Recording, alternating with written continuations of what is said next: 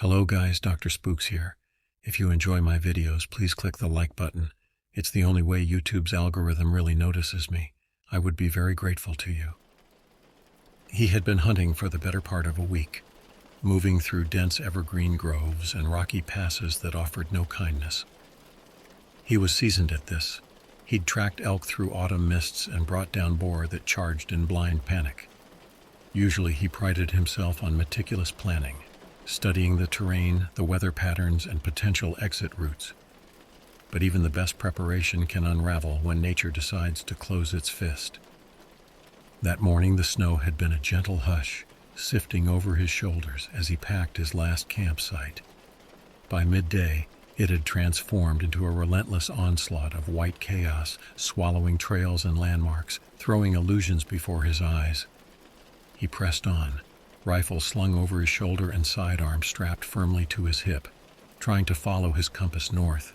But the wind howled so fiercely he couldn't be sure which direction was forward anymore.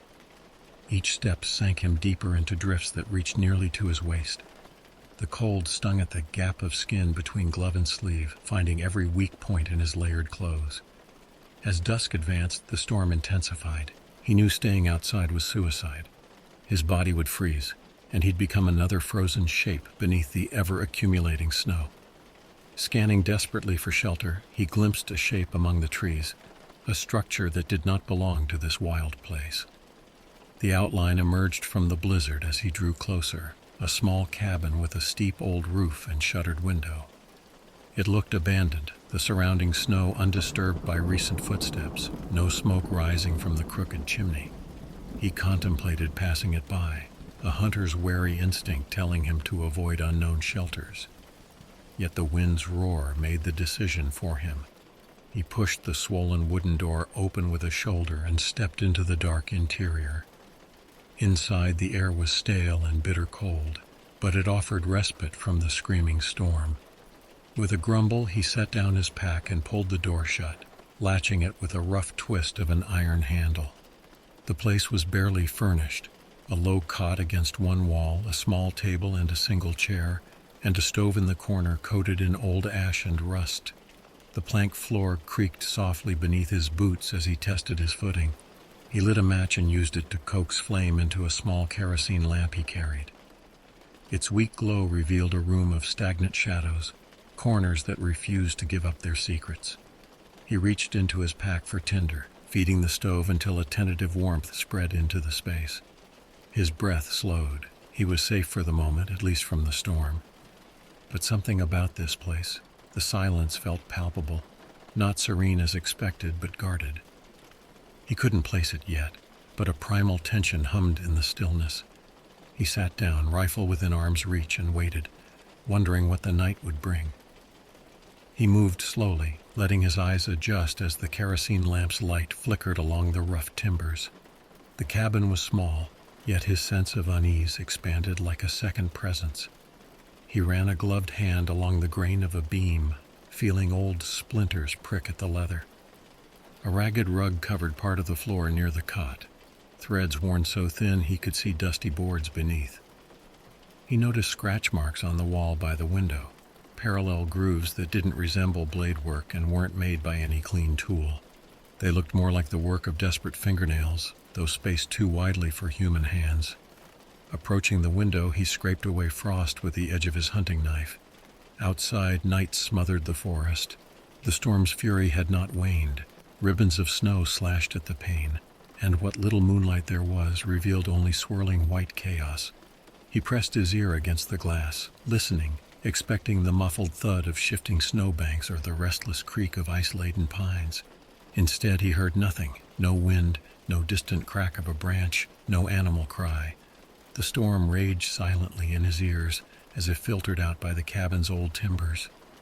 That silence unsettled him more than any howl might have. He turned back to the interior. A lump formed in his stomach as his lamp illuminated odd details. On the ceiling beams, he saw old hooks driven into the wood at irregular intervals, some empty, one still holding a length of twisted rope.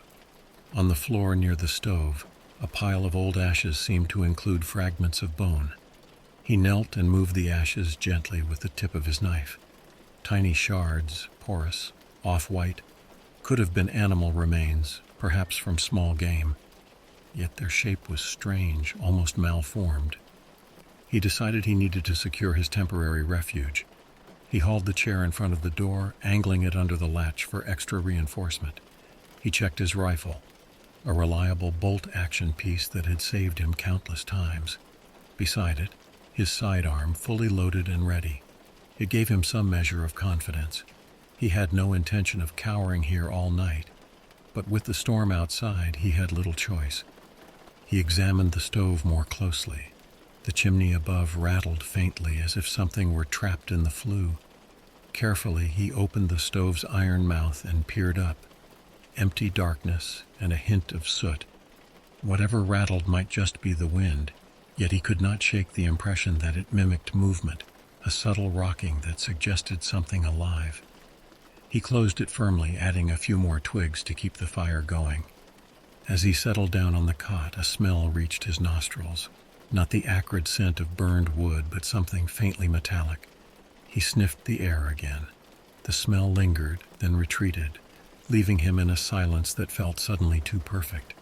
He tried to rest, but true sleep wouldn't come. Instead, he propped himself in a half-sitting position on the cot, rifle balanced across his knees, sidearm holstered tight at his hip, and the lamp turned low. His breath misted faintly in the dimness. Outside, the storm still battered against the world, but in here the silence stretched, taut as a snare wire. Just as he felt his eyelids grow heavy, a dull impact shuddered through the walls. He jolted upright. It didn't come from the door or the window, more like something had fallen or collided with the outer corner of the cabin. He stood quietly, ears straining. The quiet returned, heavy as the snowdrifts. He considered calling out, then decided against it. Whatever was out there, if anything, did not deserve a greeting.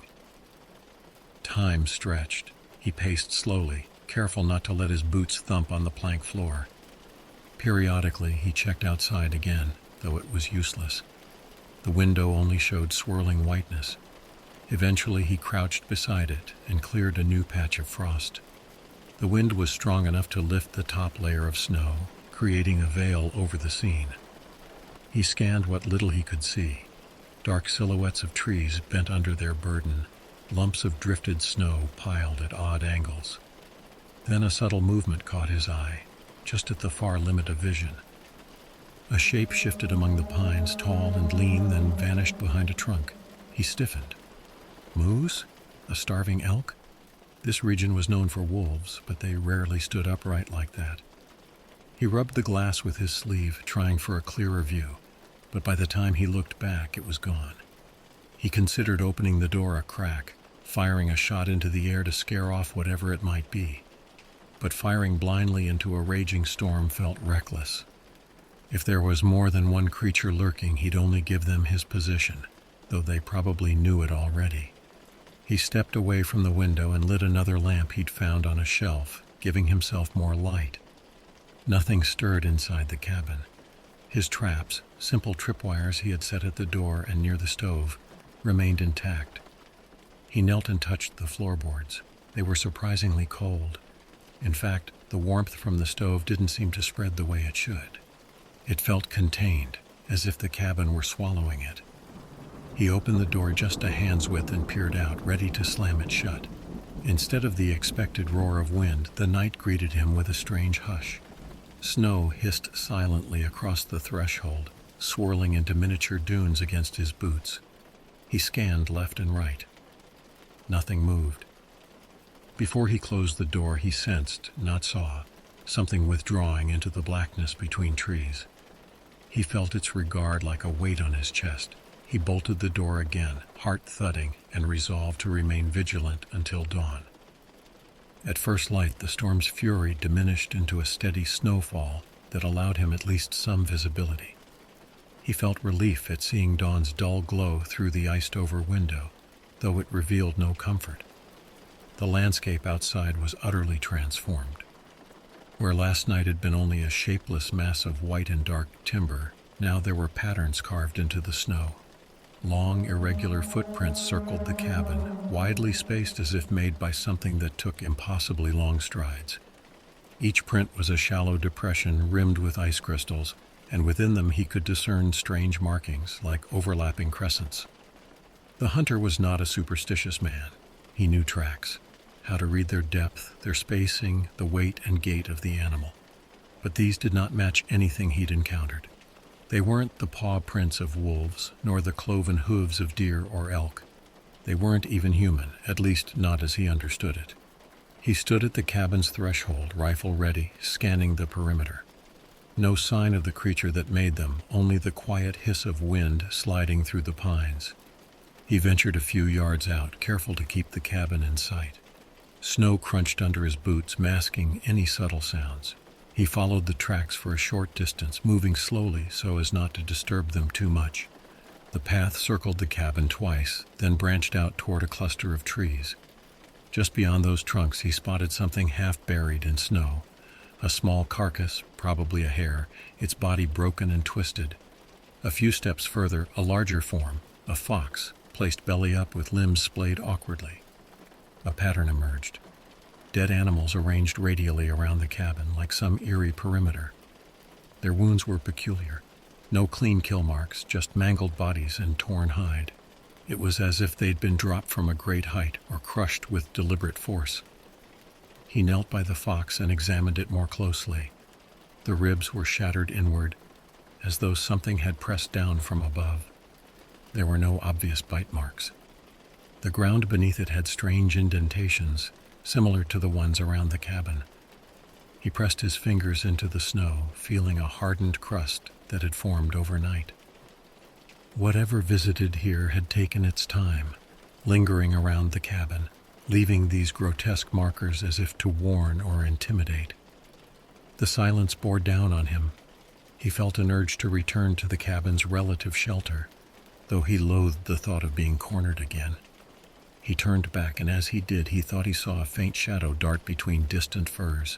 He raised the rifle, but the shape was gone, leaving only the sway of a branch. It could have been a trick of the light, or it could have been the being that made these tracks. Back inside, he stoked the stove and paced, heart pounding. He needed a plan. The blizzard still raged deeper in the forest, and he doubted escape was easy. Survival meant facing what lurked here. He mapped out a small perimeter inside the cabin, deciding where best to fortify. If those things, whatever they were, came again, he needed a better tactical advantage.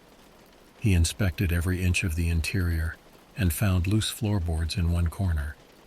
Under them lay a hollow space filled with nondescript debris, old cloth, a chipped tin cup, and something else, carved symbols etched into the underside of the plank. Curving lines and rough circles, they looked primitive, ritualistic.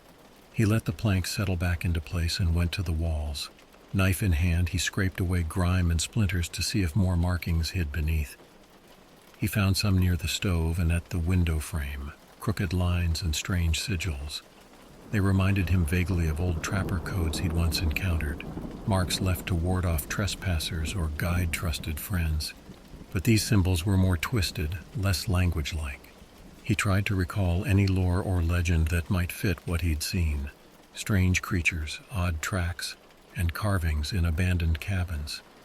Nothing concrete came to mind, only fragments of stories from old hunting partners who spoke of eerie happenings far in the north. He checked the barricade at the door. The chair was still wedged against it.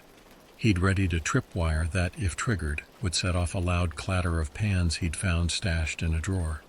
Rudimentary, but it might give him a split-second warning. Sitting at the table, he methodically cleaned his rifle. He dismantled and wiped it down, ensuring the action was smooth.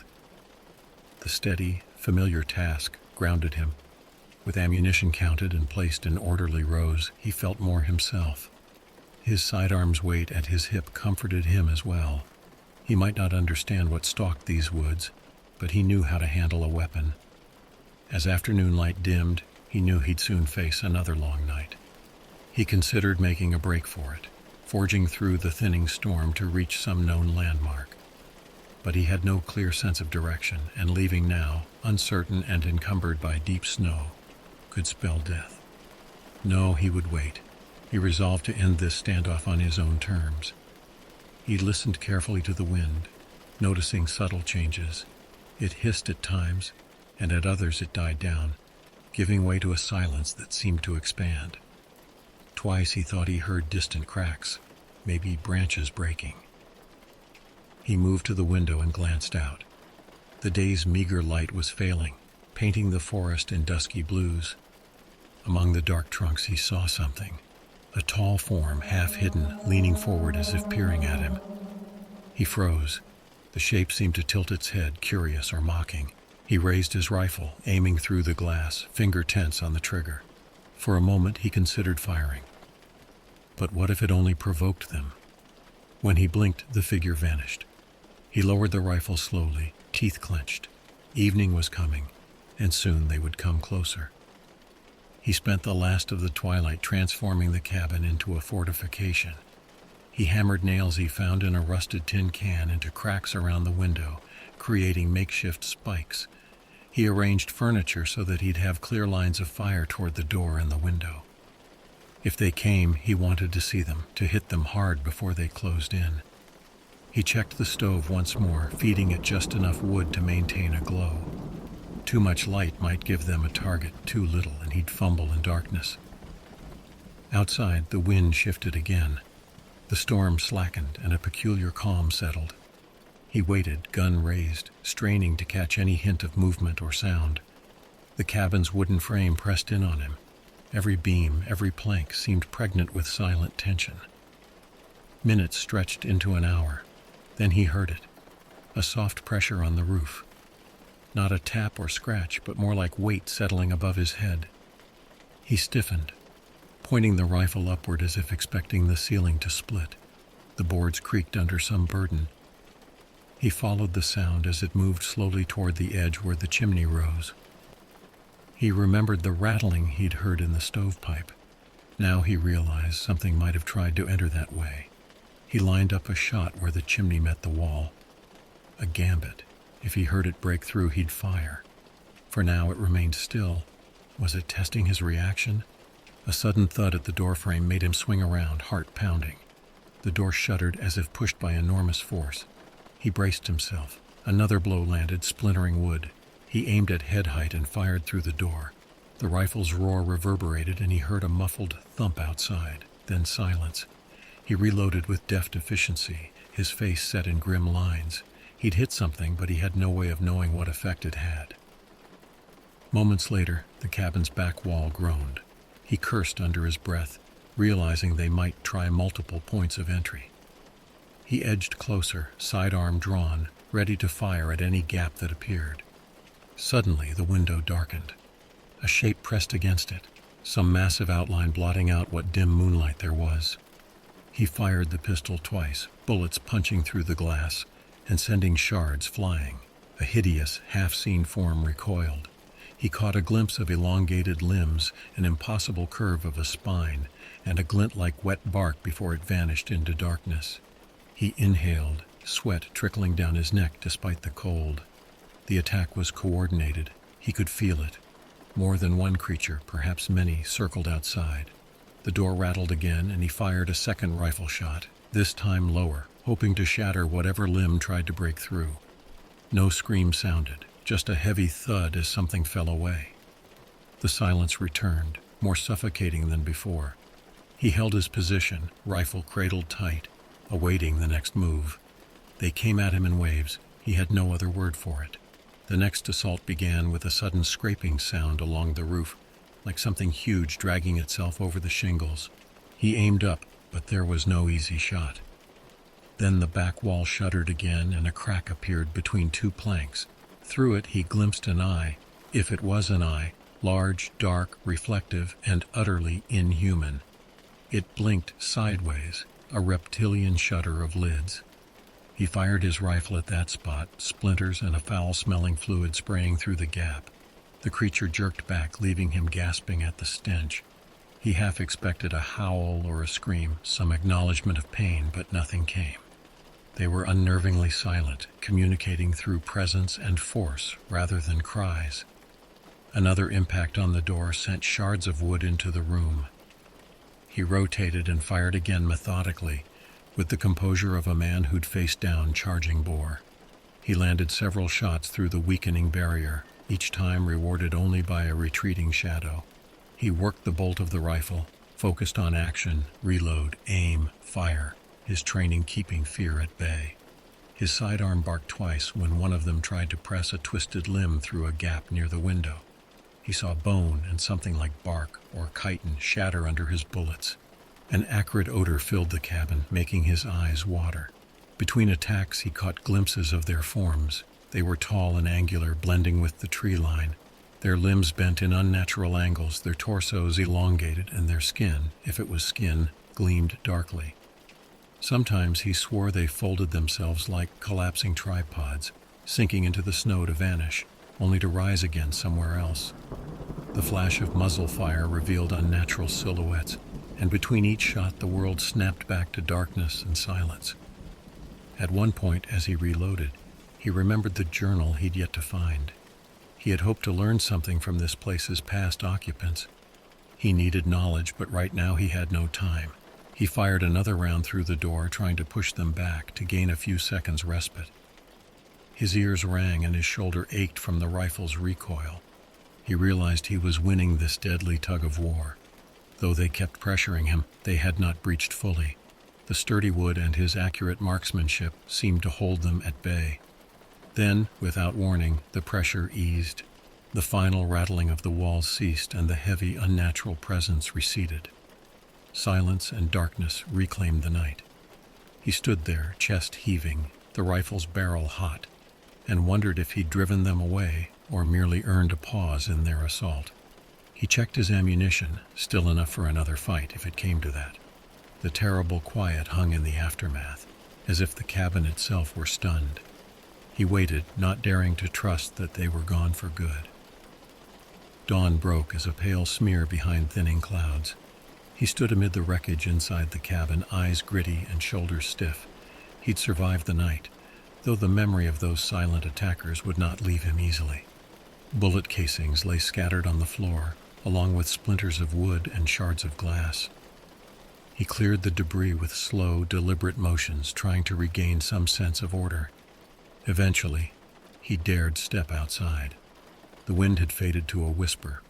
Snow lay in a patchwork of churned drifts, many marked by curious stains, dark patches in the white. He approached one such spot where he'd fired at a figure lurking at the wall. Instead of blood, he found a viscous, black-brown fluid, already congealing and partly absorbed by the snow. Disturbing it with the tip of his boot, he saw it fizzle and evaporate in the frigid air, leaving behind a faint residue, as if it didn't belong in this world. He circled the cabin. There were splintered fragments embedded in nearby trees, wood torn from the cabin walls, and strange impressions in the snow that looked half-melted, as though the attacker's presence had generated heat. No corpses, no solid evidence of what he'd fought, only the lingering unease that something utterly alien had stalked him. Back inside, he resolved to learn more. He removed the loose floorboards, searching more thoroughly. Under them, he discovered a tin strongbox. Its hinges had rusted, but after prying it open with his knife, he found an oilskin-wrapped booklet inside.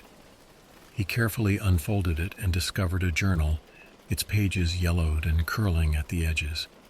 He sat by the stove, feeding it a bit of kindling to coax a steady glow, and began to read. The handwriting was cramped and uneven, switching between English and what looked like phonetic transcriptions of strange words. It told the story of 3 fur trappers who had used the cabin as a winter base generations ago. They wrote about successful hunts at first, then about stumbling onto something they couldn't explain. Odd footprints, mutilated carcasses of woodland creatures, and strange symbols etched into the bark of ancient trees. The entries grew increasingly frantic. The trappers mentioned voices not heard but felt, a sense of being herded. They described conducting desperate rituals borrowed from fragmented folklore, lighting fires in certain patterns, sacrificing small animals in the hopes of appeasing what lurked beyond the tree line. One entry mentioned a doorway, a rift opened by foolish curiosity, letting these beings slip through. They hinted that the creatures were older than the forest itself, not demons or spirits in any common sense, but intruders from somewhere else entirely. The final page bore a hastily scrawled warning. They do not fear cold nor bullets easily. Know their weakness, disruptions to their form, fire and iron. Aim true, strike where their limbs join. It ended abruptly, with ink smeared as if the writer had been dragged away mid-sentence. He closed the journal, skin crawling. Now he knew a bit more, enough to be truly afraid. The morning sky offered a marginally clearer horizon. The storm had receded enough to reveal more of the terrain, a thicket to the northeast, a ridge line to the west, and beyond it, perhaps the main trail if he could navigate it properly. He considered fleeing now that daylight gave him a better chance. But before he set off, he realized something. If he left the cabin without finishing what the journal hinted was possible, banishing them, would he be stalked forever, driven mad by these things? The journal's last words lingered in his mind, urging direct confrontation armed with knowledge. He stepped outside with deliberate caution, rifle cradled, sidearm at the ready. The forest stood quiet and wrong, as if every living creature had abandoned it. There were no bird songs, no rustle of squirrels, a hush that pressed in from all sides. Scanning the perimeter, he found a series of markings on nearby tree trunks, ragged gouges in the bark, arranged in tight clusters. Following them, he noticed the snow thinning where something large had moved repeatedly. These fresh signs pulled him deeper into the woods, away from the relative safety of the cabin. After pushing through a screen of pines, he came upon a half-collapsed shed he'd not spotted before. It hunkered low under the weight of old snow, its roof sagging and its door missing. Inside, he saw old metal traps, rusted through, and lengths of chain tangled in a corner. As he approached, the air changed. He felt a density, as if stepping into a pocket of heavier atmosphere. The trees seemed warped here, their limbs twisting at unsettling angles. He raised the rifle, scanning the gloom. The presence he sensed was not subtle. It felt like standing before a hidden predator that could spring at any second. Inch by inch he advanced, boots crunching softly.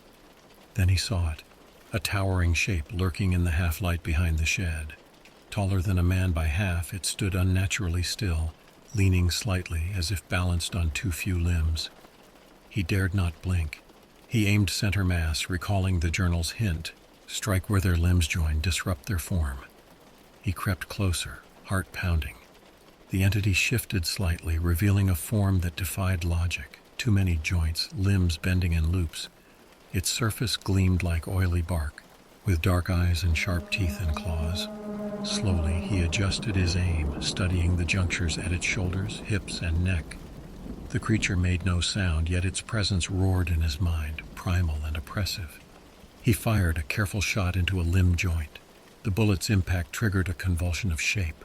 It folded inward, limbs curling as if trying to hide its vulnerability. He fired again, sidearm, now. Rounds punching through layers of alien flesh. A viscous fluid spewed forth, evaporating into foul mist. The thing staggered, half collapsing under its own twisting frame. Now he understood. He could hurt it. He could end this. The creature writhed, limbs scraping together, folding into unnatural angles, as if it struggled to maintain a shape in this world. He stepped forward, rifle steady, adrenaline sharpening his senses. Every muscle in his body hummed with tension. He could not let it escape. If it fled, it might return, bringing others, laying more traps. He had to finish what he started. He aimed at the core of it, where the limbs joined in a tangled knot of impossible anatomy, and fired. The shot tore through layers of that oily hide. A hissing crackle answered him. For the first time, he sensed a reaction akin to pain. The creature's torso bent double, twisting in on itself. With grim resolve, he reloaded and fired again. Each bullet chipped away at its coherence. He understood now that these beings were intruders, held together by something beyond normal biology. Disrupt their form, and they fell apart like rotten scaffolding. As he pressed his advantage, the forest around him changed. The oppressive hush lifted slightly.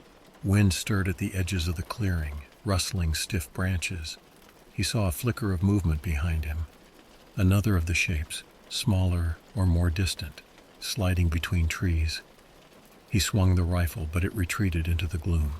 No, this was the one that mattered, the one before him, perhaps a leader or gatekeeper. The journal had implied that by harming or banishing these entities, he might close the door they'd entered from. He fired again, splintering what looked like a critical joint.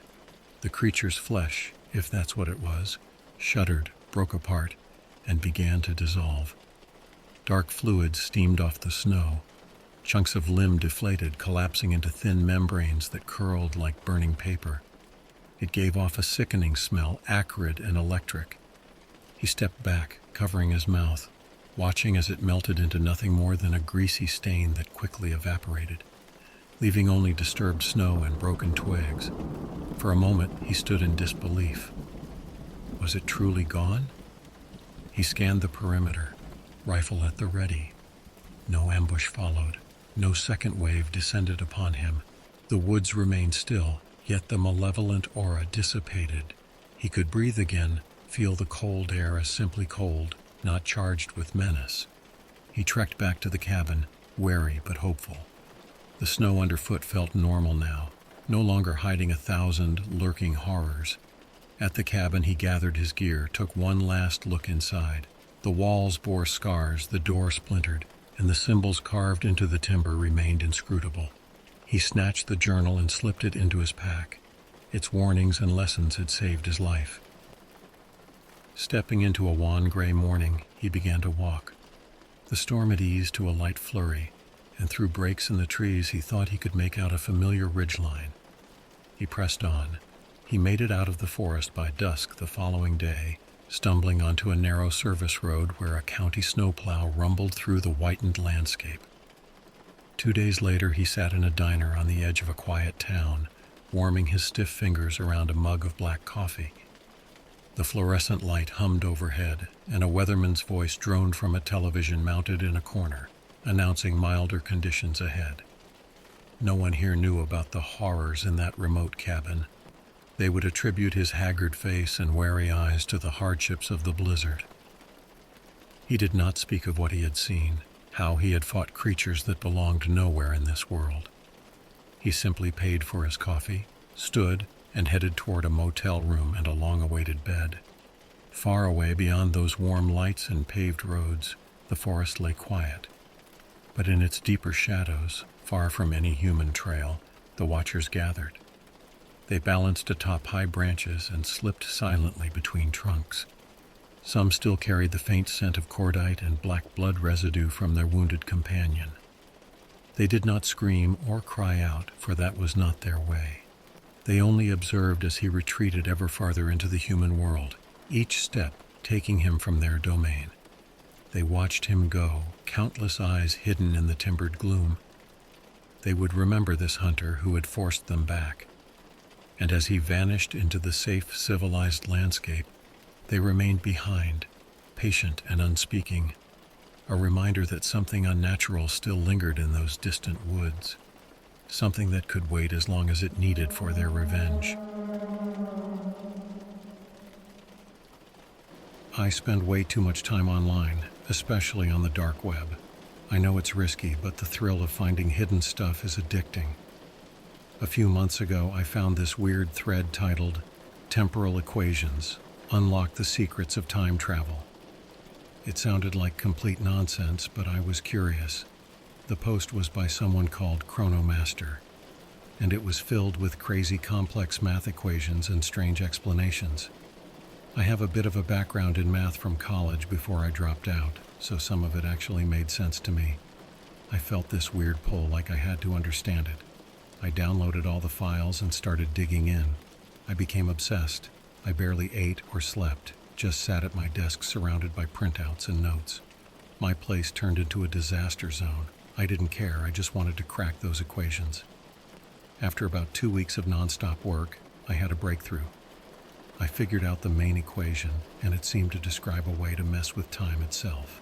It sounded insane even to me, but it felt right. I needed to test it, but I didn't have the right equipment. That's when I called Mark, an old friend from college who works at a high-tech lab. I was nervous about involving him, but I had no choice.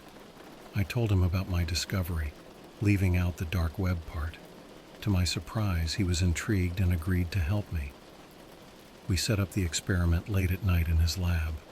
We used a wristwatch as our test subject and followed the equation's instructions. When we activated the device, the air around the watch seemed to ripple for a second. Then it was over, and the watch was gone. We both stared at the empty table, not believing what we just saw. Had we really done it? We spent the next few days running more tests, documenting everything. Each time, the objects would disappear and then reappear a few moments later, totally unchanged. Word about our experiment started spreading, even though we tried to keep it quiet. Mark was excited about publishing our findings, but I was getting nervous. Something felt off. The equations, the perfect results, it was all too good to be true. And then, weird stuff started happening. At first, I just felt like I was being watched. I'd see the same black car parked near my place or notice unfamiliar faces in the crowd. I thought I was just being paranoid from all the stress and lack of sleep. But then one night, I came home to find my apartment trashed.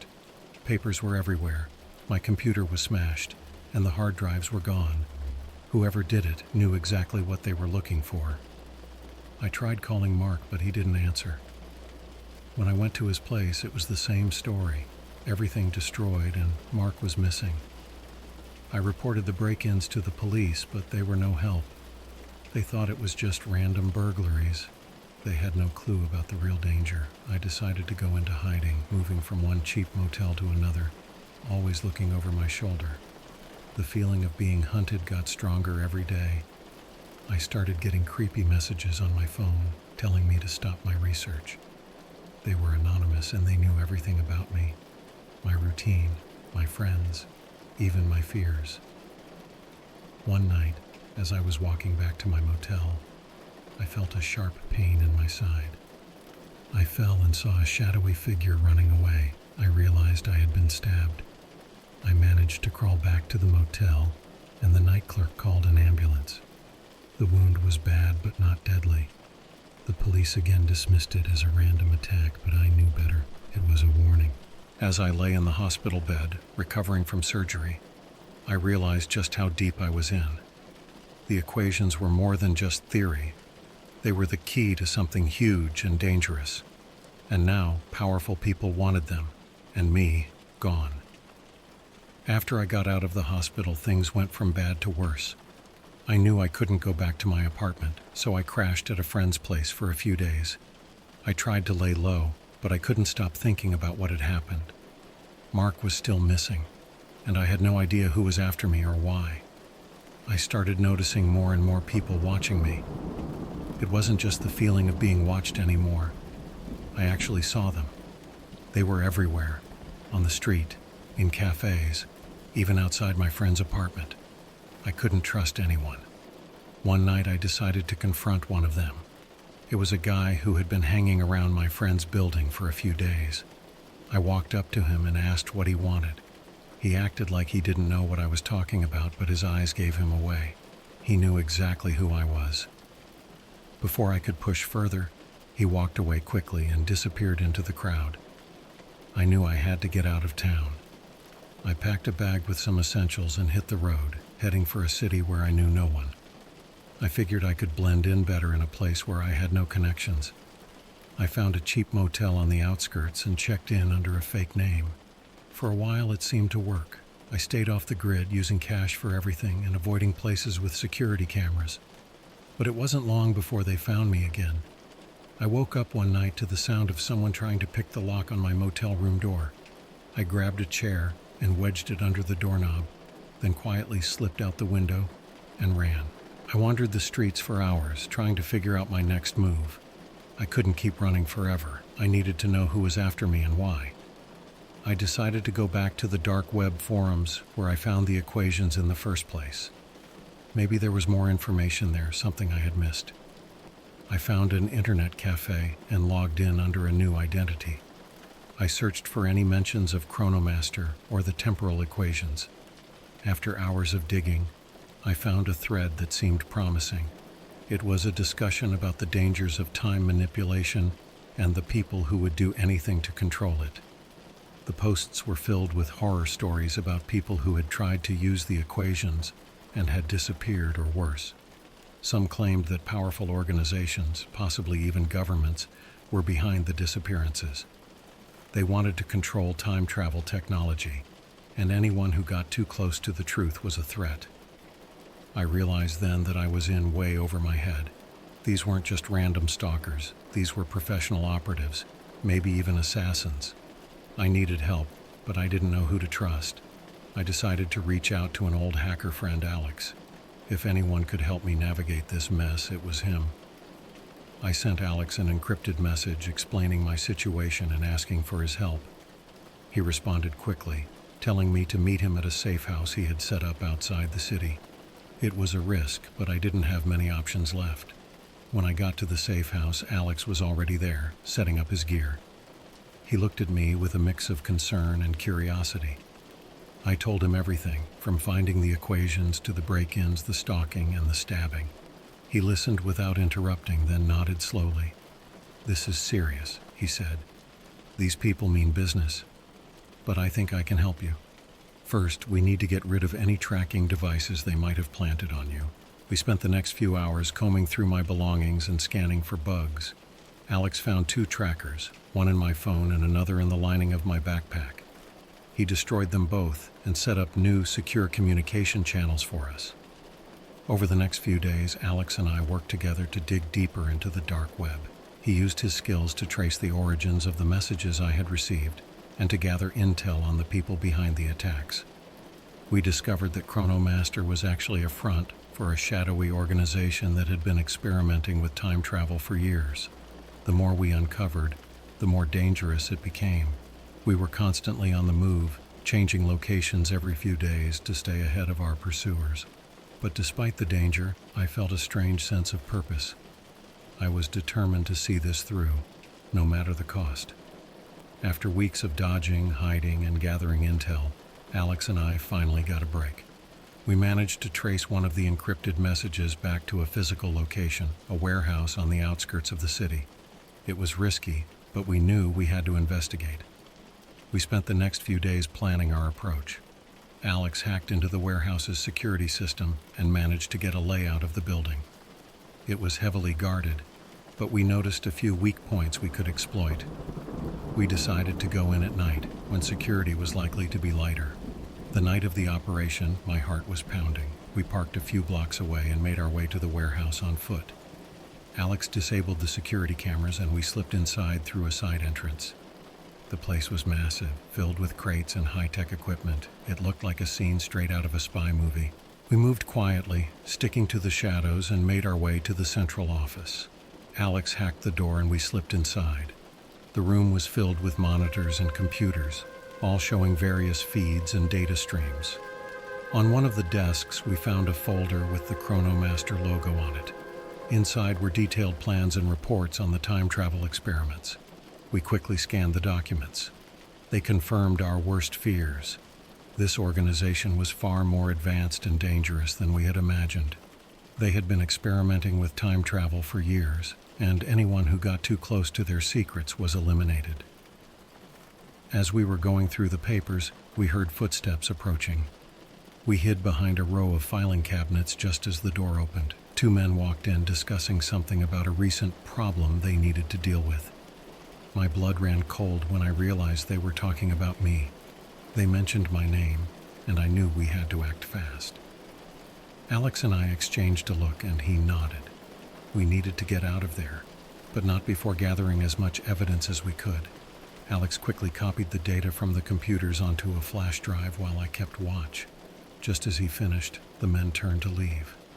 We waited until the coast was clear, then slipped out of the office and headed for the exit. But as we were about to leave, an alarm sounded. We had been detected. We ran through the maze of crates and equipment, heading for the side entrance. Security guards were closing in from all sides. Alex used his skills to disable a few of them, but we were outnumbered. Just as it seemed we were cornered, Alex spotted an emergency exit. We burst through the door and sprinted into the night, dodging bullets and shouts. We didn't stop until we reached our car. We jumped in and sped away, our hearts racing. We had the evidence, but now they knew we were onto them. Back at the safe house, we went through the data we had collected. It was a gold mine, detailed records of their experiments, names of key operatives, and locations of other facilities. We knew we had to get this information to the authorities, but we couldn't trust just anyone. Alex suggested reaching out to a journalist he knew, someone who had a reputation for exposing government corruption and corporate malfeasance. It was a long shot, but it was our best bet. We arranged a meeting and handed over the flash drive, explaining everything that had happened. The journalist was skeptical at first, but as he went through the data, his expression changed. He agreed to look into it and promised to keep us informed. We knew it would take time for him to verify everything and publish the story, but at least we had a plan. For the next few days, we laid low, waiting for any news. It was a tense time, but we knew we had done everything we could. Then, one morning, Alex received a call from the journalist. The story was going live, and it was going to be big. The next day, headlines across the country were filled with the expose. The dark web time travel experiments, the disappearances, the shadowy organization. It was all out in the open. Authorities launched investigations and arrests were made. But it wasn't over for us. We knew that even with the exposure, the people behind this wouldn't just disappear. They would regroup and they would come after us. But for now, we had a moment of relief. We had survived, and we had made a difference. As I sat in the safe house, reflecting on everything that had happened, I knew my life would never be the same. The discovery had changed everything, but it had also shown me the strength I didn't know I had. And with Alex by my side, I knew I could face whatever came next. The fallout from the expose was massive. News outlets picked up the story, and social media was ablaze with discussions about time travel and secret organizations. It felt like a victory, but Alex and I knew it was only temporary. The people we were up against wouldn't give up easily. The first sign of trouble came just 2 days after the story broke.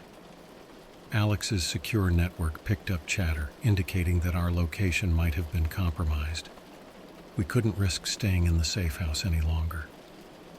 We packed our bags and hit the road again, heading for a new hideout Alex had set up in a remote area. As we drove through the night, I couldn't shake the feeling that we were being watched. Every car that appeared in our rearview mirror seemed like a threat. We took multiple detours and switched vehicles twice to throw off any potential followers. By the time we reached the new hideout, we were both exhausted. The new place was even more secluded than the last one, a small cabin in the woods with no neighbors for miles. It was the perfect spot to lay low for a while. Alex set up his equipment, and we began monitoring the news and any online chatter about us.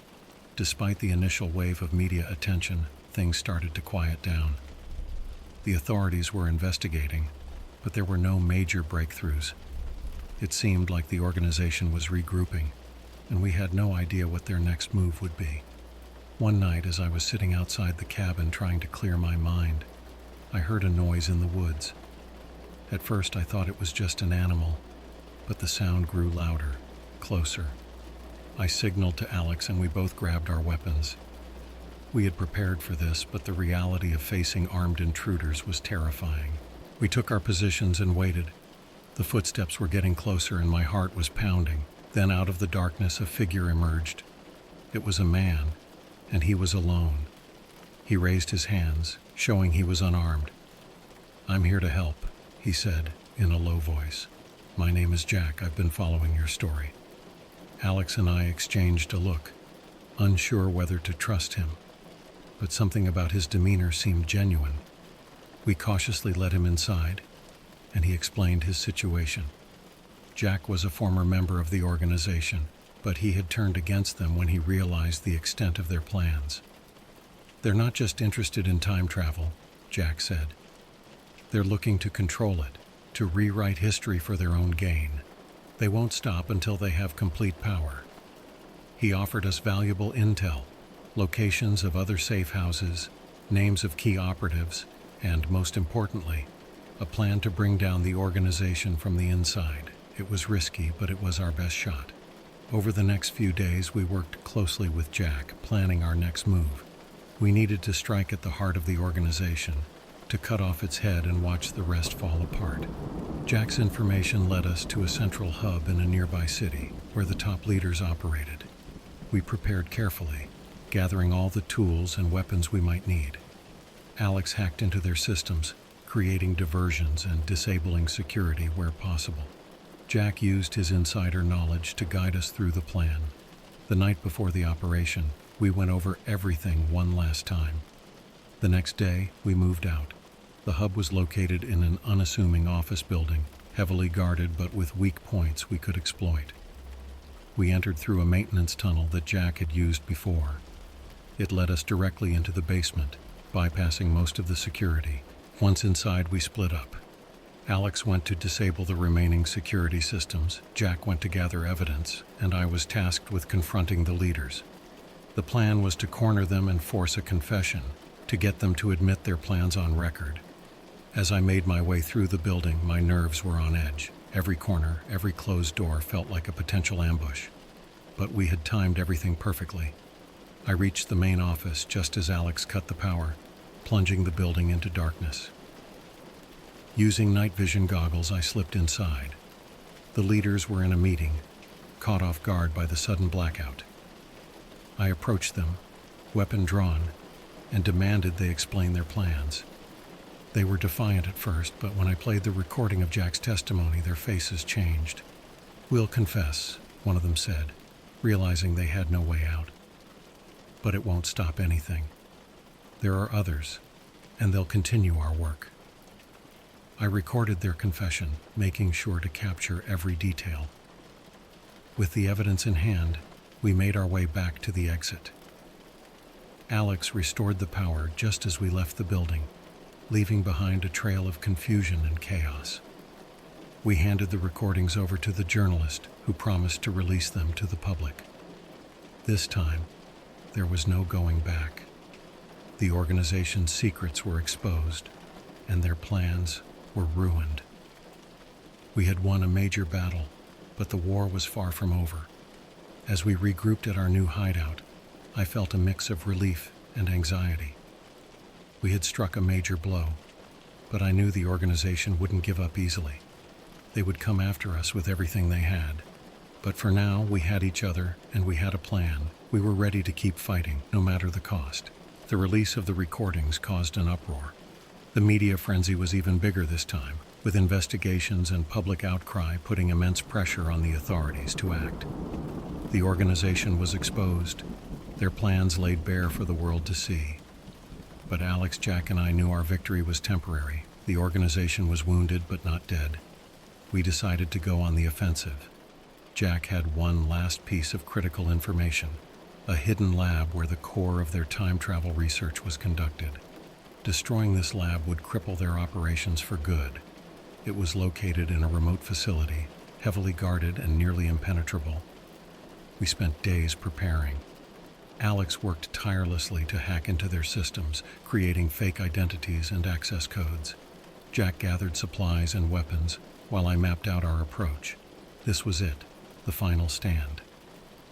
The night of the operation, we moved under the cover of darkness. We reached the facility undetected, thanks to Alex's hacked access codes. As we approached the main entrance, my heart raced. This was the most dangerous thing we had ever attempted. Inside, the facility was a maze of corridors and labs. We moved quickly, avoiding patrols and surveillance cameras.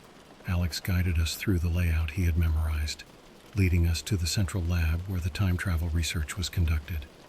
We breached the lab's security with minimal resistance thanks to Alex's skills and Jack's insider knowledge.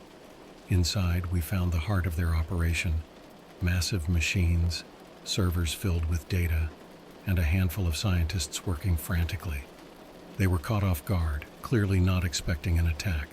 "Step away from the equipment," Jack shouted, his weapon drawn. The scientists complied, fear evident on their faces. We planted explosives around the lab, ensuring we would destroy everything. As we worked, I couldn't help but think about how far we'd come.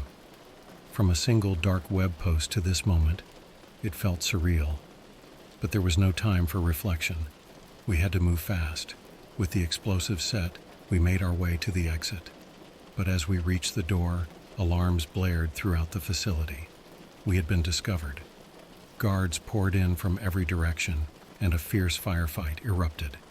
Alex and Jack held them off while I finished setting the final charges. "Go, I'll cover you," Jack yelled, his eyes fierce with determination. We didn't have time to argue. Alex and I ran towards the exit, gunfire echoing behind us. As we reached the outside, the ground shook with the force of the explosions. The facility went up in flames, a massive fireball lighting up the night sky. We made it to our getaway vehicle, driving away as fast as we could. But Jack was not with us.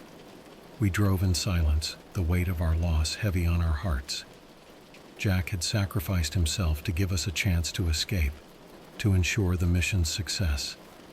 His bravery and dedication had made this victory possible. In the aftermath, the organization's remnants were rounded up by the authorities.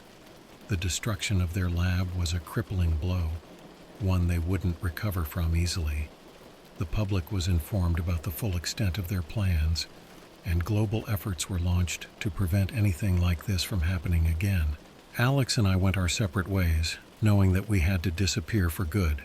We had done what we set out to do, but the danger was never truly gone. I changed my identity and moved to a different country, hoping to start a new life far from the chaos. Even now, I still look over my shoulder, always wary of who might be watching. But I carry the memory of our fight, and the knowledge that we made a difference. Jack's sacrifice, Alex's skills, and my determination had stopped something truly terrifying. I don't know what the future holds, but for now, I can live with the hope that our actions have made the world a safer place. And I will always remember the cost of that safety and the friends I lost along the way.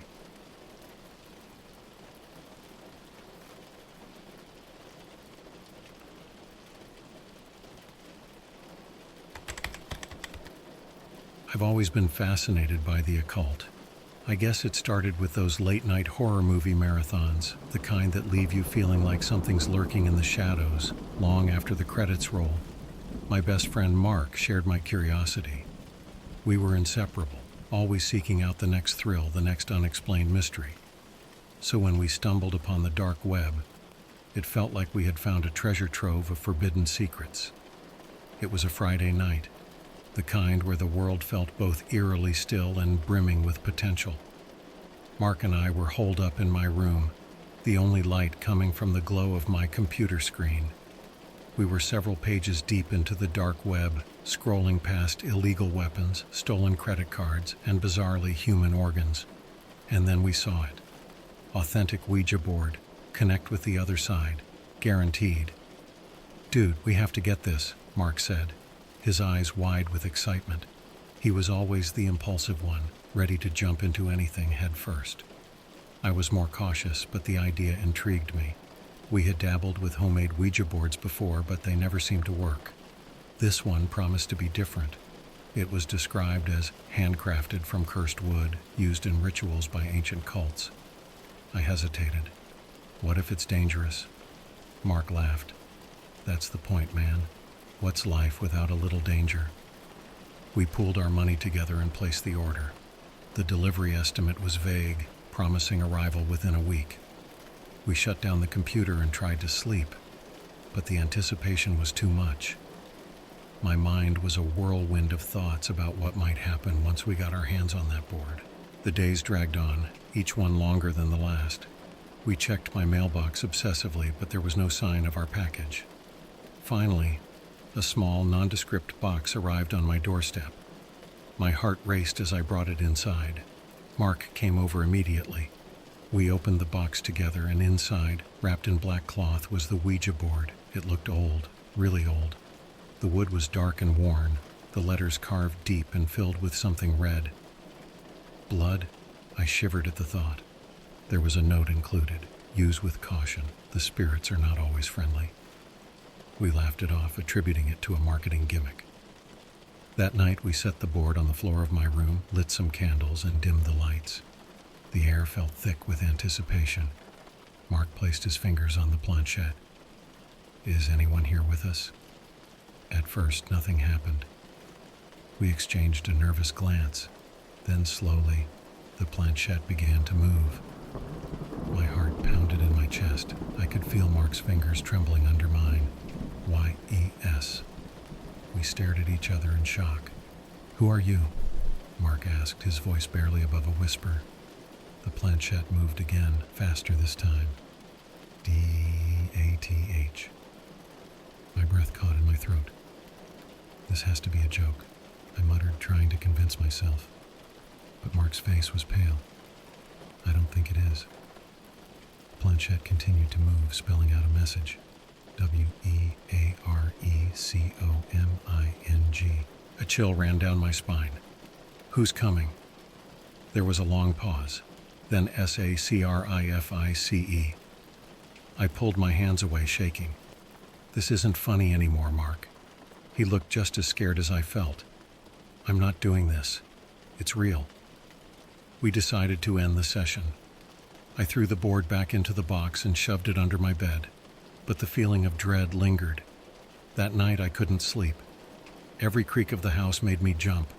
I kept expecting to see something lurking in the shadows. The next day, things got worse. Mark called me, his voice panicked. I think someone's following me. What? Who? I don't know. I was walking home from work, and I kept seeing this guy. He was wearing a hood, just standing there watching me. I tried to reassure him, but I couldn't shake the feeling that something was terribly wrong. Later that night, I heard noises outside my window.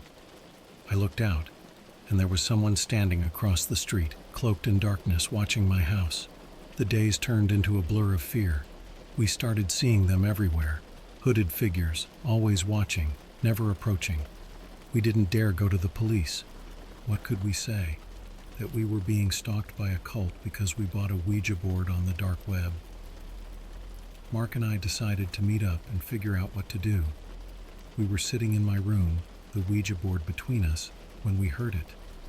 A soft, rhythmic chanting coming from outside. We looked out the window and saw them, a group of people, their faces hidden under hoods, standing in a circle around my house.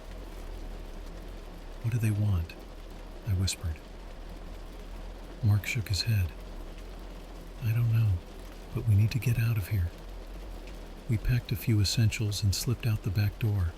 The chanting grew louder as we ran. We had no plan, no idea where to go.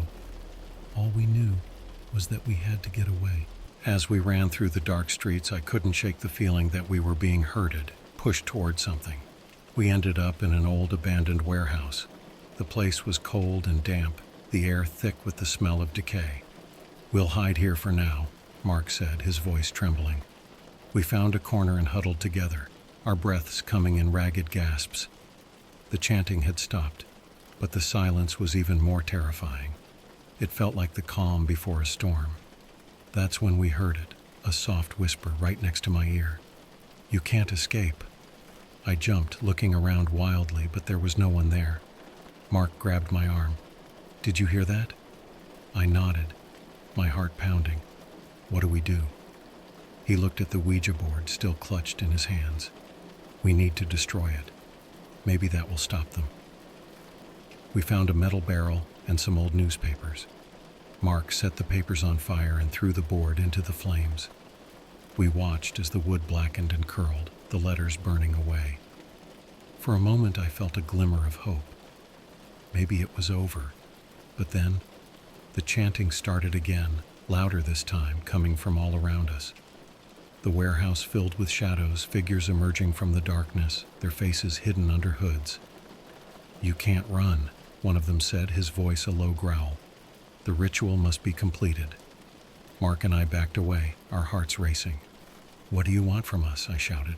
The figure stepped forward, pulling back his hood. His face was pale, eyes dark and empty. "Your souls.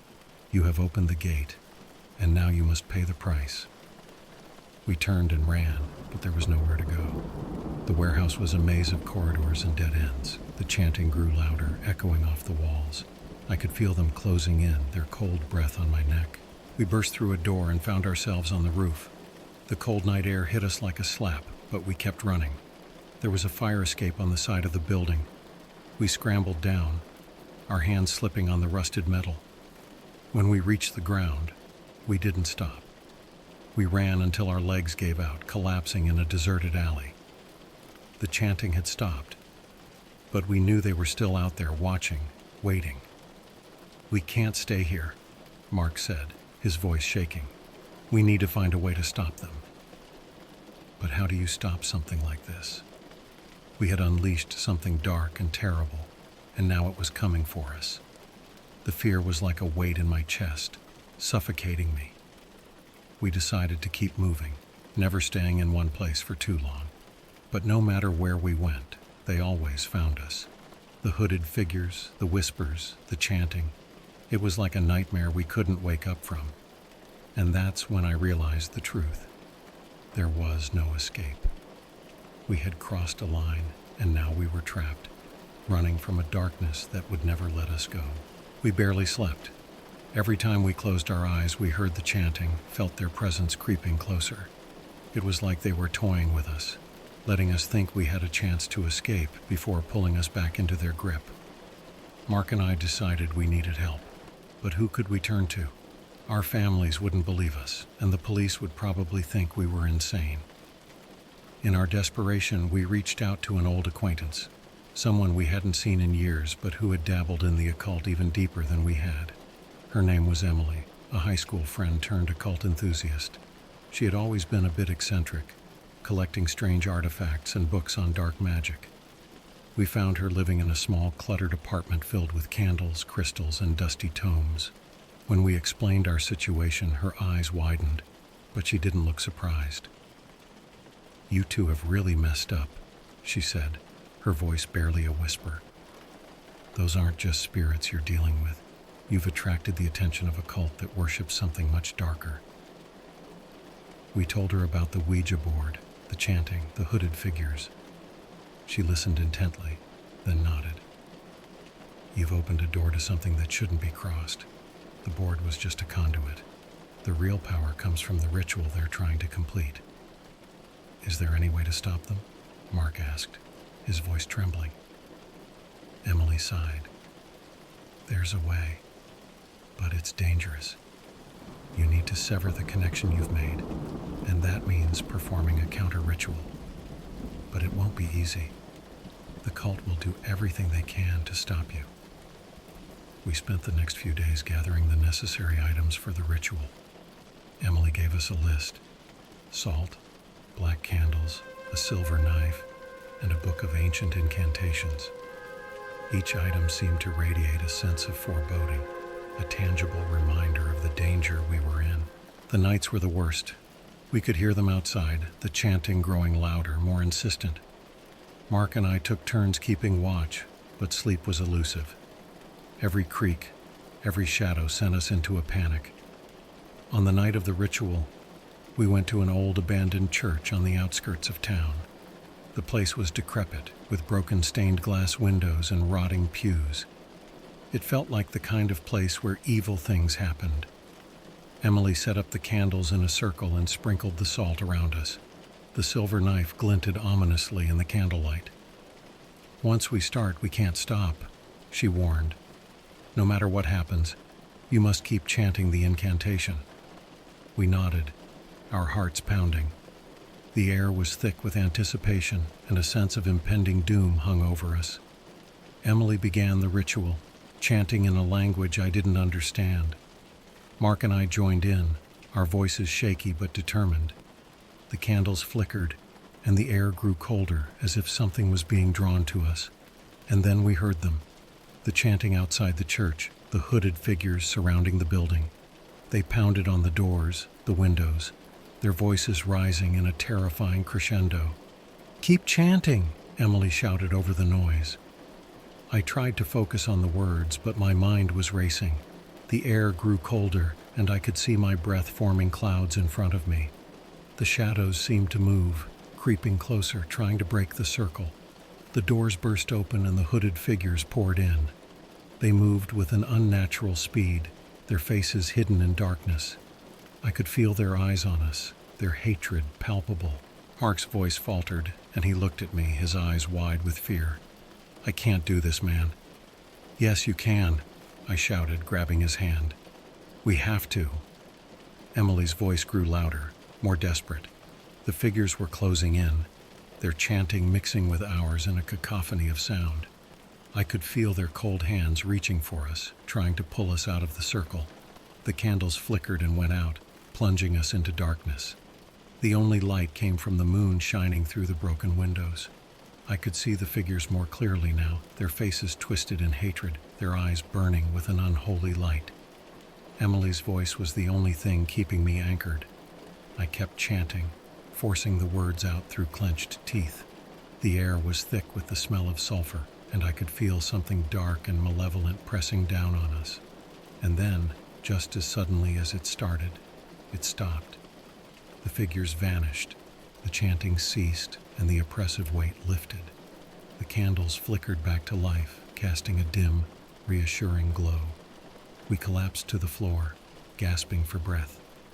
Emily looked at us, her face pale but determined. "It's not over. They'll come back. But for now, you're safe." I looked at Mark, his face pale and drawn. "What do we do now?" Emily sighed. "We find a way to end this once and for all. But first, we need to rest. We'll need all our strength for what's coming." We spent the rest of the night in the church, too exhausted to move. The darkness outside felt impenetrable. But for the first time in days, I felt a glimmer of hope.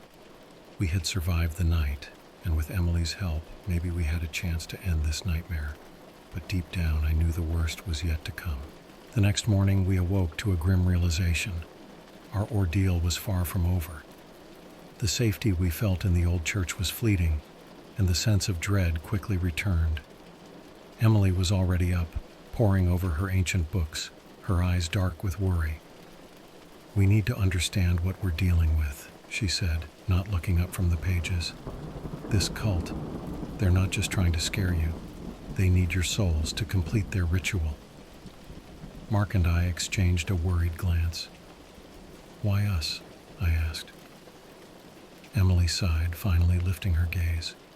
"You were the ones who opened the door. By using that Ouija board, you invited them in. Now they see you as the perfect sacrifices." Her words sent a chill down my spine.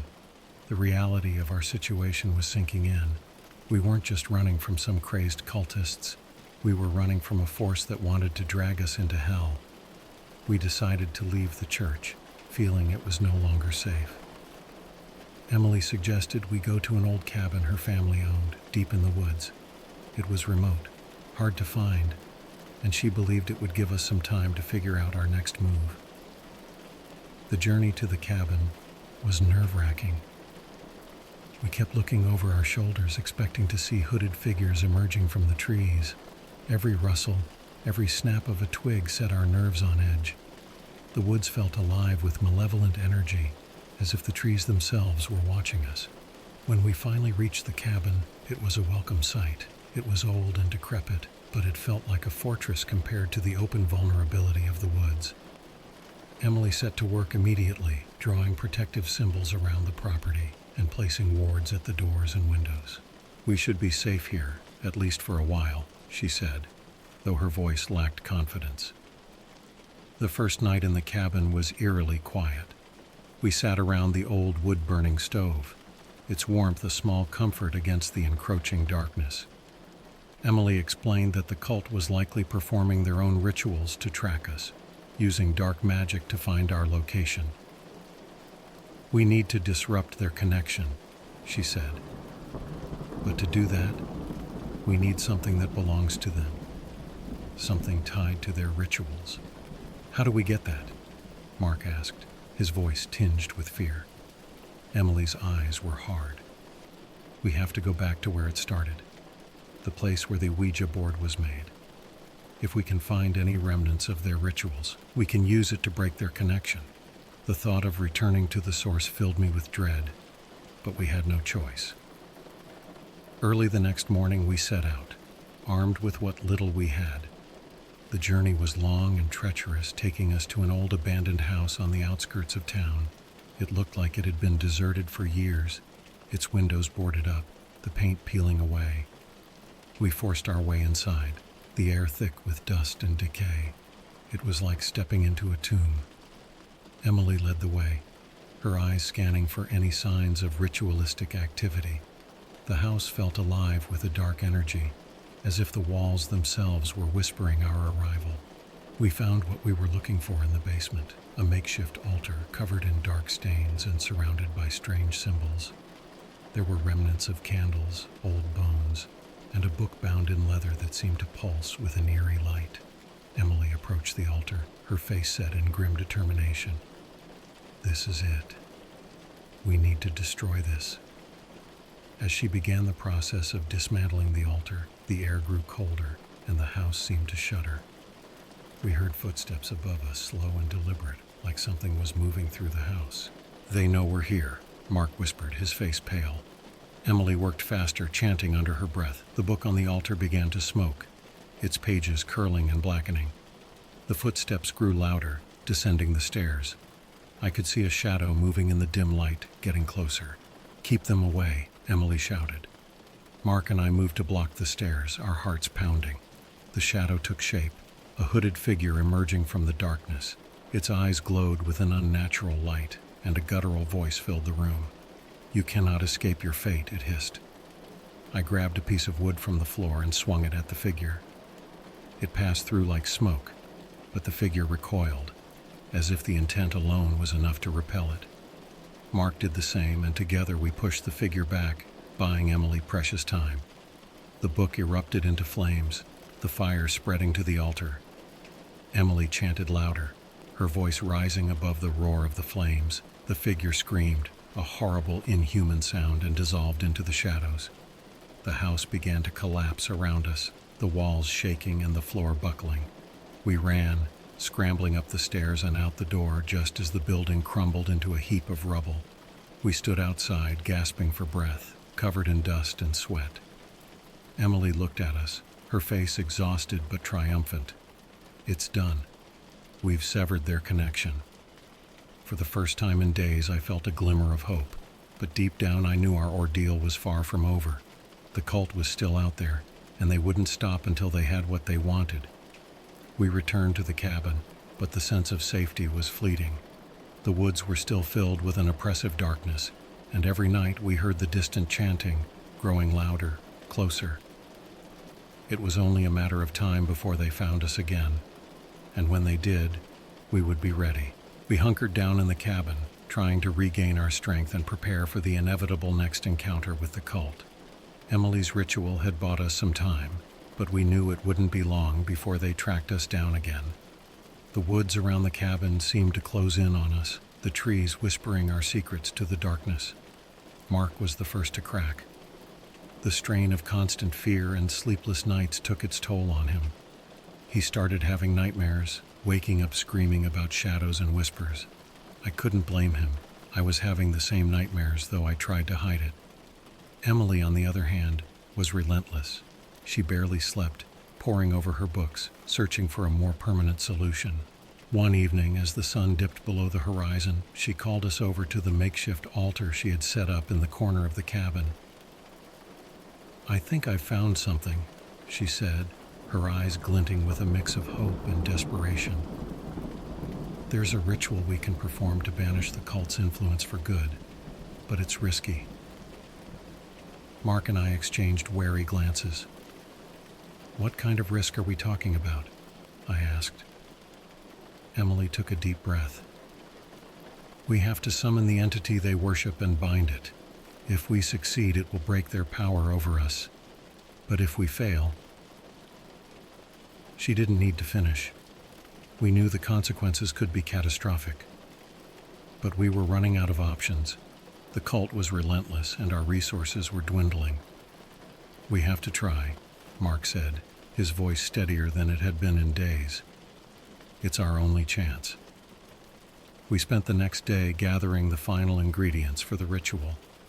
Emily had a detailed list, including rare herbs, specific stones, and even a vial of our own blood. The last item made my skin crawl, but I understood the necessity. As night fell, we prepared the cabin for the ritual. Emily drew intricate symbols on the floor with salt, setting up candles at precise points around the room. The air was thick with anticipation and fear. "This will draw them here," Emily warned. "We have to be ready for anything."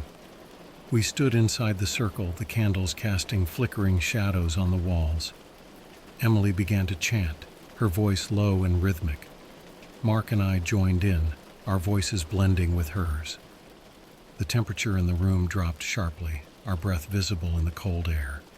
Suddenly, the candles flared, and the symbols on the floor glowed with an eerie light. The air crackled with energy, and a low, guttural growl filled the room. The shadows seemed to come alive, twisting and writhing around us. A figure began to materialize in the center of the circle, a dark, towering presence that radiated malevolence. Its eyes glowed with an unnatural light, and its mouth twisted into a cruel smile. "You dare summon me?" it hissed, its voice a blend of 1,000 tortured souls. Emily's voice wavered, but she continued the chant, her eyes locked on the entity. Mark and I followed suit, our voices trembling but determined. The entity roared, its anger palpable, but it was bound by the circle, unable to break free. "We bind you," Emily intoned, her voice gaining strength. "By the power of this circle, we command you to leave us and never return." The entity howled, the sound reverberating through the cabin. The shadows around us lashed out, trying to breach the circle. I felt a cold, slimy touch on my skin, and I fought to keep my focus, chanting louder. The entity's form began to waver, its anger turning to desperation. "You cannot hold me forever," it spat. "I will return and you will suffer for this." Emily raised the vial of blood and poured it into the center of the circle. The liquid hissed and smoked as it touched the ground, and the entity shrieked, its form dissolving into a cloud of darkness that was sucked into the floor, vanishing from sight. The room fell silent, the oppressive weight lifting from our chests. The candles flickered and went out, plunging us into darkness. We stood there panting, our hearts pounding in our ears. "Did it work?" Mark whispered. Emily lit a match, her face illuminated by the small flame. "I think so. We've severed their connection." We collapsed onto the floor, too exhausted to move. The cabin felt different, the air lighter, as if the malevolent presence had finally been banished. For the first time in weeks, I felt a glimmer of hope, but our relief was short-lived. As dawn broke, we heard movement outside the cabin. Peeking through the window, we saw them, the hooded figures, standing at the edge of the clearing, watching us. They didn't approach, but their presence was a stark reminder that our fight wasn't over. "They won't give up," Emily said, her voice weary. "But we've weakened them. They can't touch us directly anymore, but they'll try to find another way." We fortified the cabin, preparing for whatever came next. The cult might have been weakened, but they were still out there, a constant threat. We had won a battle, but the war was far from over. Days turned into weeks, and the hooded figures continued to watch us from a distance, never approaching, but never leaving. The tension was unbearable, but we held our ground, determined to outlast them. One night, as we sat by the fire, Emily spoke up. "I've been thinking, we need to go on the offensive. We can't just sit here and wait for them to find another way to get to us." Mark and I nodded. We were tired of living in fear, tired of waiting for the next attack. It was time to end this once and for all. Emily outlined a plan, a final desperate attempt to destroy the cult and their dark power. It would require everything we had, and it would be dangerous. But it was our only chance to end the nightmare that had consumed our lives. And so, we prepared for the final confrontation, knowing that the outcome would determine our fate. We were ready to face the darkness head-on, to fight for our freedom and our souls. The end was in sight, but whether it would be our salvation or our doom remained to be seen. The night of the final confrontation arrived cold and moonless. The air was thick with an oppressive silence, the kind that presses down on you and makes it hard to breathe. We gathered our supplies, knowing this was our last chance to end the nightmare that had consumed our lives.